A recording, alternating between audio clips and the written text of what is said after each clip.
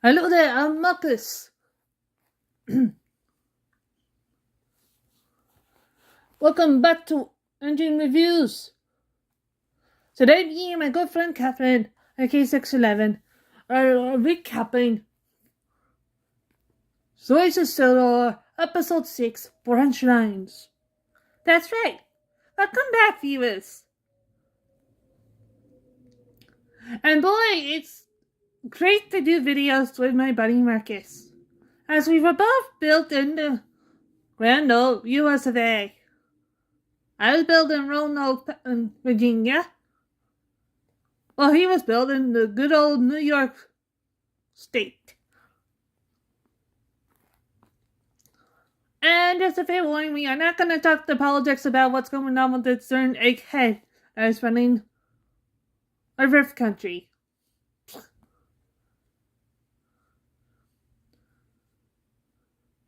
Because at this point,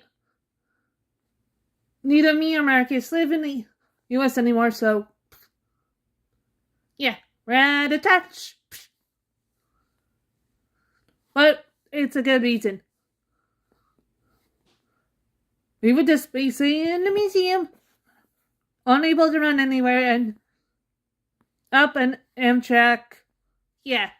Eugh. Anyway, enough about that. Let's recap. Soy's Solar Branchlines, which is episode 6, like my good buddy Marcus said.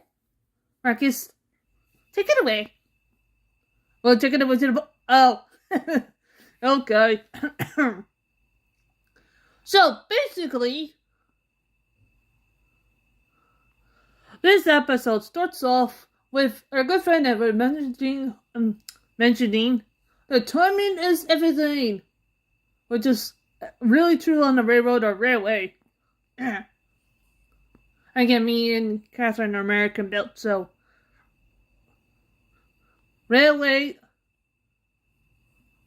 So railroad. So railway to us.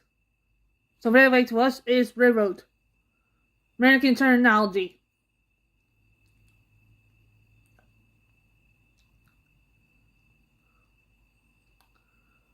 Anyway.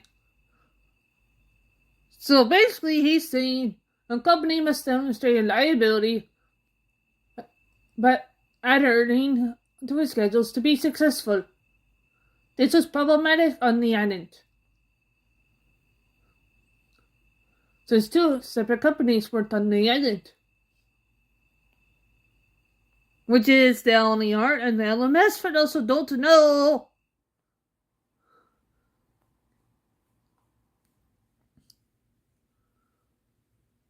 I have not watched the episode Branchlines yet, or any of the other episodes that have been recapped and reacted to.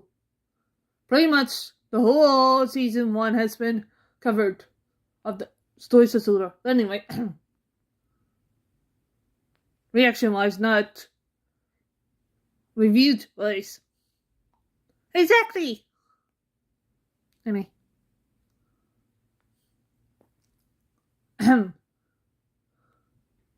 So the main line, which ran from Osprey to Vickstown, was common ground. Was both for the LNER and the LMS to share. Since the two branch lines were too small to be shared, the Northeasters, which is the LNER, went to Firecar branch, and Minis, they worked the Brendam. Which basically, if you guys don't know, these are Edward and Thomas's branch lines. Although in this canon, it's unlike Thomas's branch line. It's just known as the Firecar branch. Anyway.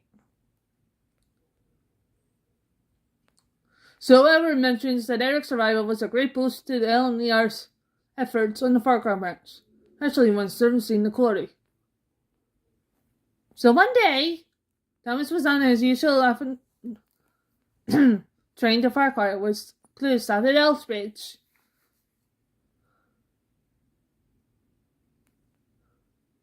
The Titan Gangle station master there, house under Jeffries, and when the station I gave his own private kingdom. I gave any engine who was ever 30 a vicious 10 lashing.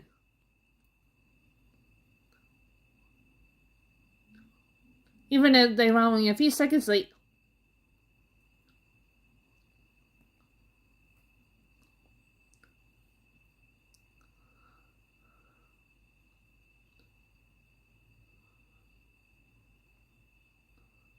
So Thomas he stops his Elves Bridge where James is.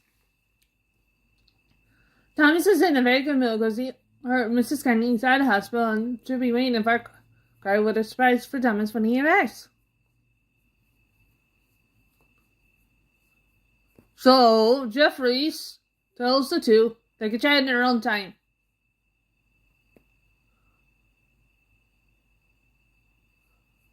So Jameson leaves, and then Jeffries he argues with Thomas when Scar blows his whistle. Okay, full beginning for what? This man sounds like an idiot. What the fuck? We never had idiot station masters back in America.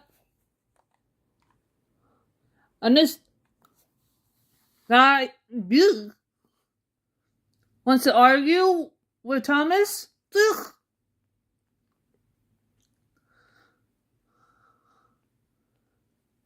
And he's also wearing engines like you keep taking your own time. Like, hello? Are you the controller? Or what the fuck? And say some message to Jeffries. Exactly, what the fuck?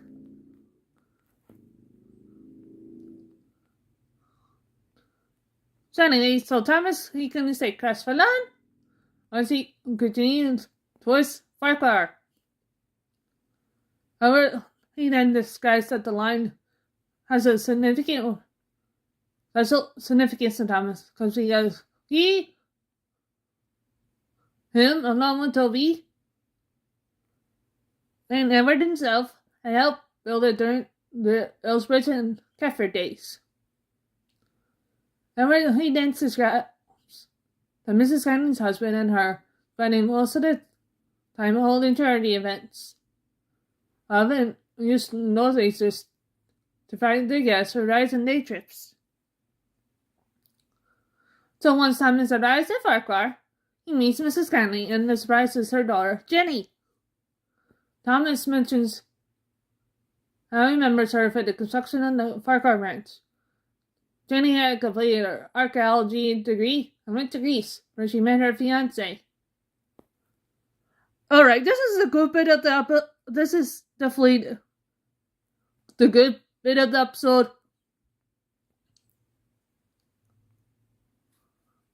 Because Mrs. Carney is actually a really good woman. Significant history on the Northwestern. Besides, you could have, I guess, anybody who was around during the time she was around, and they spoke highly of her, including Thomas. Anyway. So Mrs. Carling then tells Thomas that Jenny is getting married, and the birthday is on September 15th, 1936.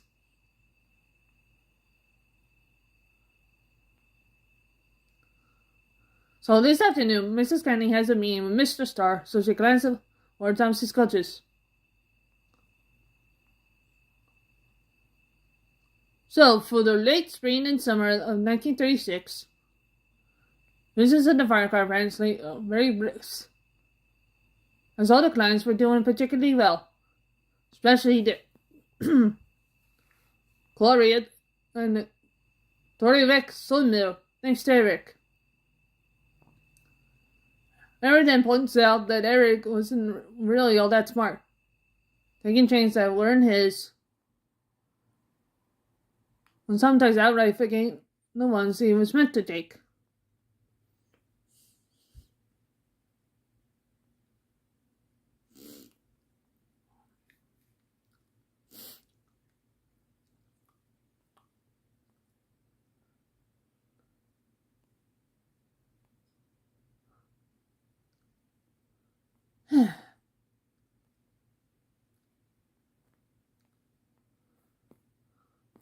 So an early demonstration of his subpar intellect was one day he helped Percy was shunting a cafe and somehow mixed up Eric's good stream with Lawrence Express.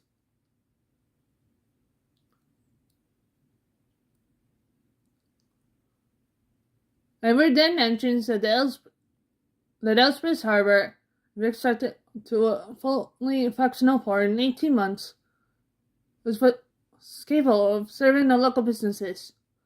Board of directors decided to spend on their harbour and gave Mr. Starr the contract.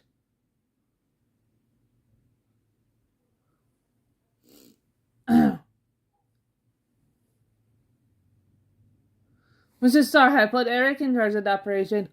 I'll always make sure that its construction made on schedule. So, one day, Eric arrived at the quarry where Clive is still in the problem. The boats lean to the side on the big vent so stored on the feet.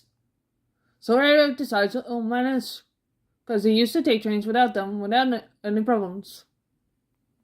So Eric then backs down onto his train. Clive asks him if he's sure about it, and asks if he used to take trains without big fence. Eric replies it was on the mainland, because big fence was scarce. They often had to take trains without them. Eric then departs, making good time towards the harbour. Whenever he arrives at Elspeth, he switched off the main line into the yard, whatever it is. So, Everett then asks Eric if he can help with some help him with some something. Since Thomas was sent to do so, but he was delayed. Everett then mentions he would have been finished if Mr. Jeffrey said get ordering him to pick up the pace. What the fuck? Oh, Mr. Idiot! Everett is not in the army. Or the Navy, or the Coast Guard. None of that. Exactly. Ugh. He's a kid. Ugh. So Everett then shunts his trucks out of the way on the main line and goes back to Edward. Edward then realizes where Eric left his trucks and tells him Henry is due to pass through with a fast goods in order to get his trucks. Eric goes back to get his trucks and quickly gets them out of the way before Henry can glide into them. Henry then applies his brakes and stops right next to Edward. Edward then pulls up and can explain himself. This makes Edward struggle whether he should tell Mr. Starr or not. Henry then reassures Edward is not necessary and advises Edward to be more careful. Henry tries to continue on, but he hears a clunking noise when his wheels turn. He then realizes he got in flat tires, stopping so suddenly and such a high speed. Mickey then had to take Henry to the works and he promised to start with him. All of Henry's drive wheels had to be replaced, which wasn't cheap at all. Mr. Starr speaks severely to Eric and tells him the airline has Henry's replacement to be repaired. He then puts Edward in charge of the harbour expansion and tells Eric he's been put on definite probation and will be sent packing if he fails up again.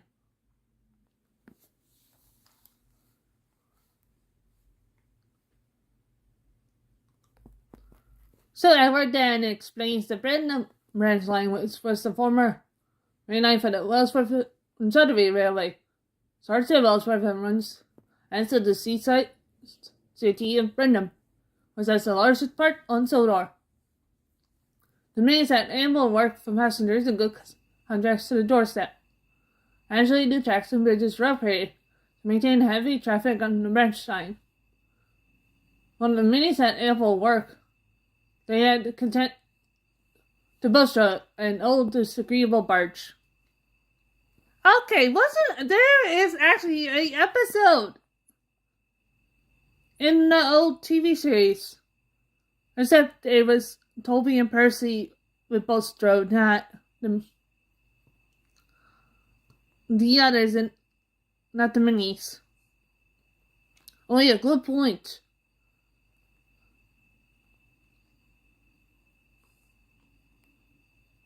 So anyway, one day, Douglas had an argument with Bustard, which put him in a foul mood for the rest of the day.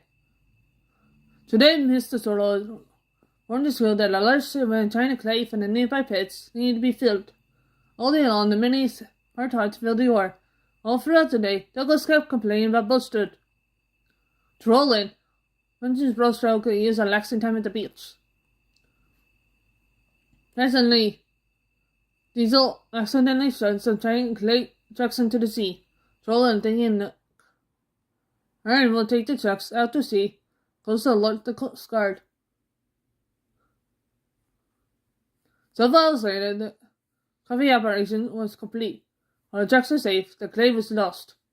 Mrs. Zorro then punished Diesel by putting them on scrap ones for the next fortnight.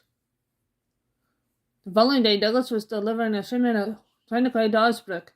While Henry Rostrode, he had to suffer an annoying inconvenience. So that is Soysa sold out branchlines. Well, Elsbeth had an idiot station master. Diesel fucked up. I pushed china clay trucks into the sea. The lesson here is, don't be stupid and don't act like a sergeant to others like they're in the army. So, when's the next episode me and Marcus will react to? That'll be the first episode of season 2 of Soysa Solar. So, we'll see you guys then, and have a good day. Bye.